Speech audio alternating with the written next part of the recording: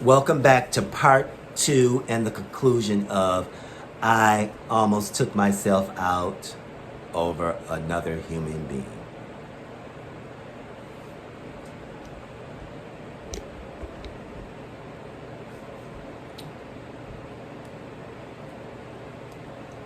On the last episode, I was finishing off in saying that Giovanni and I contacted each other after I got out the hospital. And he was taunting me. He was cussing at me. He was saying all this just devastating stuff to me. And I'm thinking to myself, where is this coming from? Why would this person that is supposed to be my friend say the type of things that he was saying to me?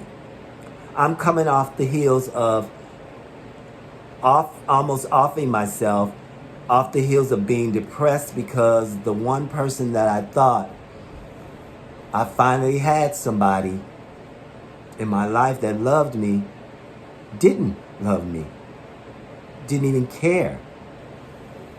Because I got in touch with him. I got in touch with A, and he was like, this is too much for me. I can't do it. And I said, well, I said to A, well, will you get back in? Will you call me again? And he said yeah, but he never did.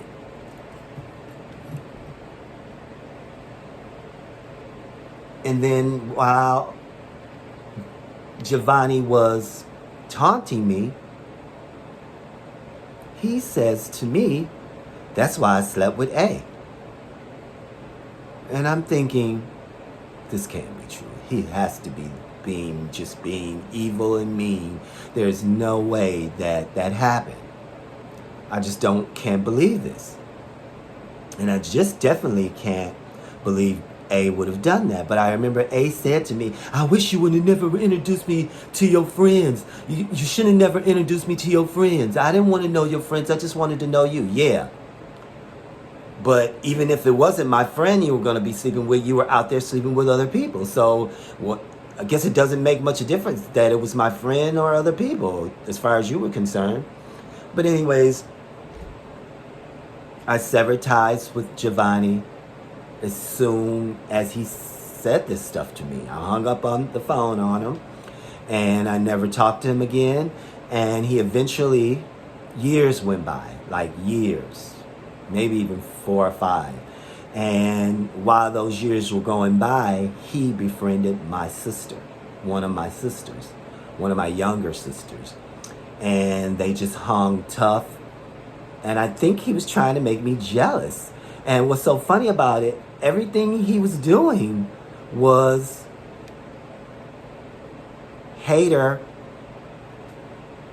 mentality. Like I told you before, when I dated the female, that he went and found him a girlfriend. Like he was obsessed with copying off of me or having everything I had. And that was the only relationship I had ever had. So for him to be a part of it, its demise, was just a shock to me. And I have a feeling that he was a part of its demise. If he wasn't completely the reason it was over. And like I said, he befriended my sister, and I didn't care. I really didn't care. I just didn't want anything to do with anyone that could do something like that, a person that could do something like that. I'm not innocent, but I just wouldn't have never did that to any of my friends. Even to I've never did it to one of my friends, and I would never do that to one of my friends. And I moved on with my life. As you can see, I never got in another relationship. I think I mentioned that. It could be because I sabotaged it by doing what I did with this past relationship. I don't know why I've never had a relationship. I've met people. I've People have lived with me, but it was never a real relationship. And I just want to say about this, the ears that are listening to this, be strong. Don't let another human being take your joy. Don't let another human being depress you. Don't let another human being make you feel this small. You matter.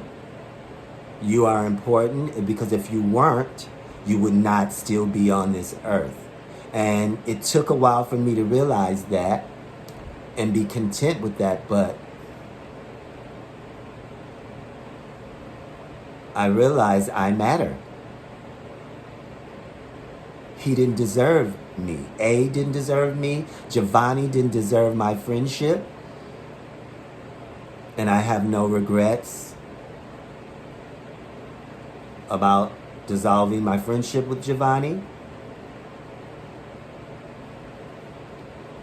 And I just take everything one day at a time. That's all you can do. And I hope to see you on the other side of the new year. Happy New Year. I hope prosperity, positivity, and happiness for everybody. Real McCoy Boy out. Hope to see you. Watch all my content. I hope to see you engage with me. Thank you. Real McCoy Boy out.